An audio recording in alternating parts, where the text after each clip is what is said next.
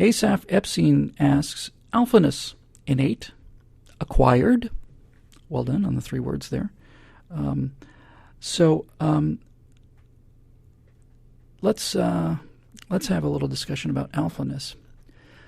I was going to go with acquired, and the reason I was going to go with acquired is that I feel like I'm a fairly alpha guy. I think it takes a fair amount of alpha confidence to go out and do the work I do, and certainly to do it this stylishly. But when I look back on what I was in high school, I was, are there epsilons? Certainly long way from being an alpha guy in high school. And so I was going to go with acquired. I was going to go with, no, you can learn to be alpha. And I still think that's fundamentally, basically it. But I think on reflection on this, I think when I was a phi or a mu or an epsilon or whatever the hell else I was certainly wasn't an alpha or a beta. I think when I think back on those days, I wanted to be, and on some level internally I thought I was. I just didn't feel it. I didn't have the confidence in it. I didn't have the evidence of it. So I think I always felt like I was or should be.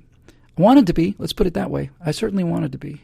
I wanted to be recognized for the work that I do, and I wanted to show people what I could do. It's kind of an alpha thing, I guess. So I suspect it's a combination of both, just like everything else, honestly. Asaph, it's probably nature and nurture. I think there's some people who have a desire to stand out and to achieve, not only achieve things, because there are many achievements that you can make. Most achievements in your life, in lives, are not public achievements. Running a successful business is a monstrously important and tough achievement. Most of those people who run successful businesses don't ever get any attention in terms of publicity.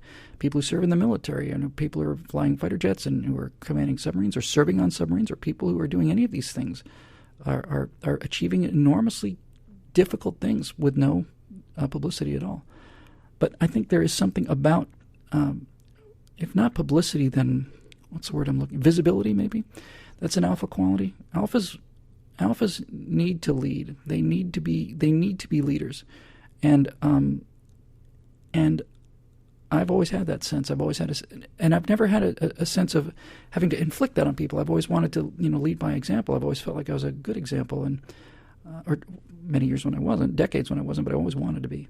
I've told this story on the show before too. But when I was a little boy, my mom told me about a meeting that she'd had with my second grade teacher.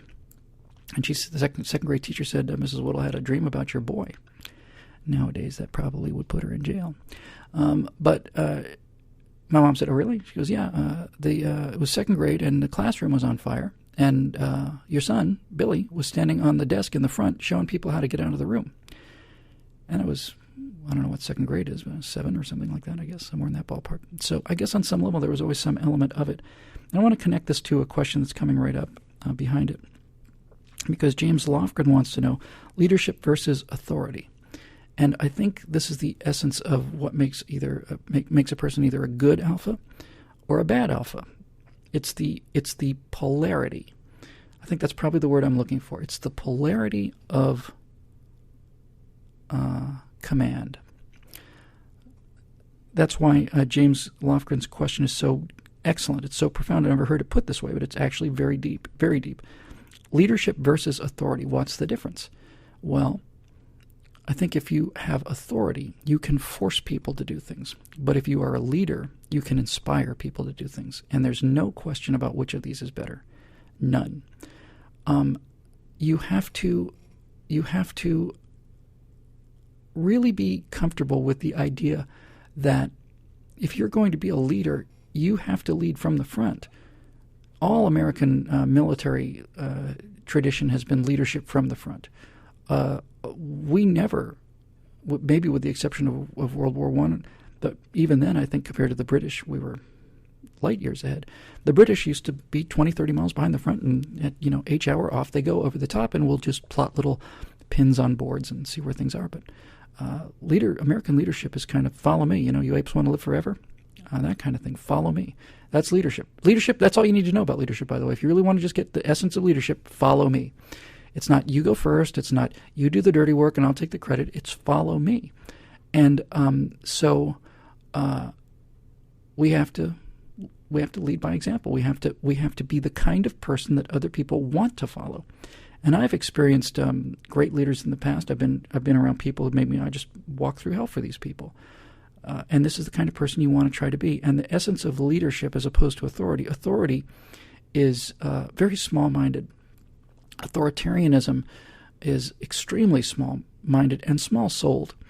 Authoritarians are people who have so little confidence, they have so little belief in themselves, there's so much self-hatred, so much sense of, maybe being wronged and society owes them, that once they get a little power, they turn into Nazis. There's a lot of parking enforcement people, and mall cops and airport cops that have this. You can tell. They're just like, they're wearing their authority to bludgeon you into respecting them. And respect doesn't work that way.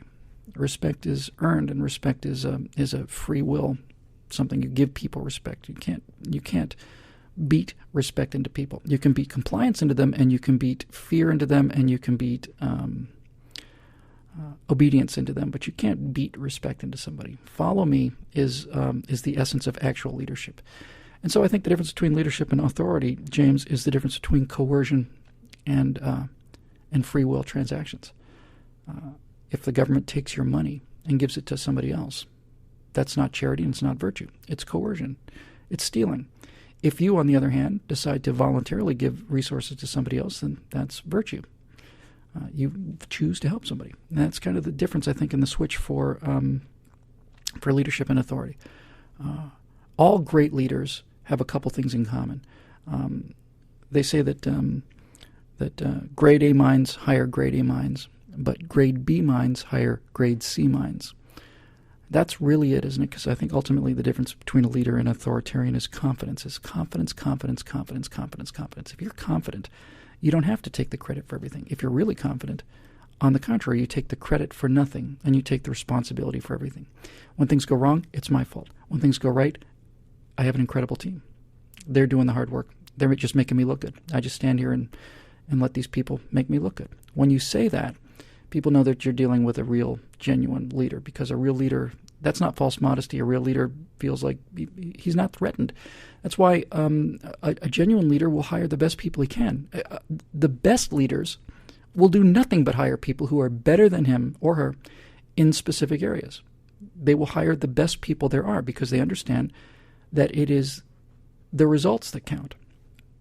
Now, people who are authoritarians are just the opposite. They don't want to be surrounded by good people. Good people make them look bad. They don't have the confidence to understand that by simply providing an example in terms of their moral authority, they can become leaders and turn that negative into a positive. They don't have the confidence to do it. They'll never have the confidence to do it. So I think that's the difference between the two. And I like to think that when I work with people who I've hired and so on, I want to set up a situation where it's not just what can you do for me, but what can I do for you? I'll pay you because you're working for me, but not just that. What else can I do for you? Can we find a way to help the stuff that you're doing for me advance your own career goals, your own life goals? Because if we can, you'll work harder and you'll do better work, and that works for you and it works for me. So it's kind of a win-win thing too. Is another aspect of leadership is follow me and spread around the credit, take all the responsibility, and you really can't go wrong like that, I think. So that's what I would say about those two things.